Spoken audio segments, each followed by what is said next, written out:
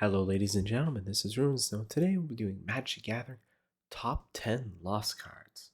So, now, at number 10, we're going to be starting off with Scholar of the Lost Trove.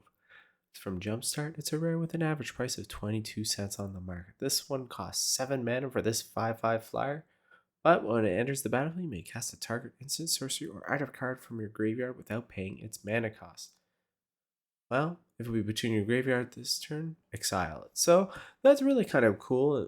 But this is a very expensive card. 7 mana. That's the reason why it's at number 10. It's just not very powerful, though I do love that Sphinx picture.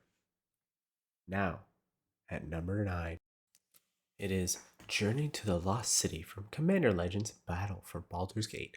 It's a rare with an average price, yes, a whopping 13 cents on the market. So it says at the beginning of your upkeep, exile the top 4 cards of your library, then roll a d20. It does cost 4 mana. I do like the artwork for this one as well. I don't think it's very effective even in a commander deck, milling 4 cards just for those targeted abilities. This is why it's at number 9. It's just not that very impressive. So let's move on to number 8. We have Lost Leanin'. So from New Phyrexia, it's a common and going for an average price of 18 cents on the market, which is very impressive for a common. There's not much more to say about this. It has Infect. That's why it's very impressive. Though it is at number 8, I think Infect is a really cool ability, which doesn't really exist nowadays, or at the time of this video. And it's a 2/1. So yeah, you play cat and mouse, I guess, with this ability with the power and defense. And you can figure it out. So let's move on to number 7. We have Lost Order of Jarkald. It's an Ice Age. It's a rare, believe it or not, for 34 cents. Costs 4 mana, which is very expensive considering nowadays. When it enters the battlefield, it has the power and toughness of each equal to 1 plus the number of target creatures opponent controls. So this can really backfire if you don't want those creatures to die. So maybe you can like give them Pathicism, or just somehow give this creature unblockable and gain life so your opponent can still have creatures. Other than that, it's not that great. For 4 mana, it's just there's so much you can do in the Magic world. So let's move on to number 6. We have Lost Legacy from Kaladesh. It's a rare, going for, well, just 18 cents on the market at the time of this video. And I actually am very impressed with the color of this card for black mana because it says name a non-artifact, non-land card, search the target's player graveyard, hand, and library for any number of those cards with the same name, and exile. That player shuffles his or her library, then draws a card for each card exiled this way. 3 mana. Typically, this is kind of like a blue card. That's why I think it's very impressive. Overall, in Magic, it's not, but when it comes to Lost cards, this is actually pretty good. But let's move on to halfway down our list to number 5. Well, we got Sinks of the Lost Truths from Zendikar. It's a rare, and that's right, 24 cents at the time of this video. And as you know, most of these lost cards are not expensive at all. It might be just like an uncommon price. And it already costs 5 mana for this 3/5 flyer.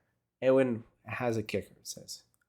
When it enters the battlefield, draw 3 cards. Then, if it wasn't kicked, discard 3 cards. So, you're paying for what? 7 mana for a 3/5 flyer to draw cards? Maybe that's impressive, but I just don't think it is. So let's move on to number 4. Well, I'm not sure how to pronounce it. The Lost Item. I don't know. I'm sorry. It's from various sets. It's a rare, going for an average price of 39 cents market. So it's going up. Cost 2 for this 1/1. When it enters the battlefield, draw a card. If it enters from your library or was cast from your library, draw 2 cards instead. No one becomes a target of a spell or shuffle into its owner's library, so that you can keep it alive over and over again. It is a legendary creature, which is very helpful, that you only have 1 in play for the opponent, but it is a very useful card, I believe. Let's move on to number 3. Next on the list is Sovereigns of the Lost Alara from Ultimate Masters or Alara Reborn. It's rare. That's right, $1.90. We're getting to those expensive. It does have Exalted, so that's very cool for this 6/4/5. Surprisingly, it does not have flying, even though the picture is clouds, basically.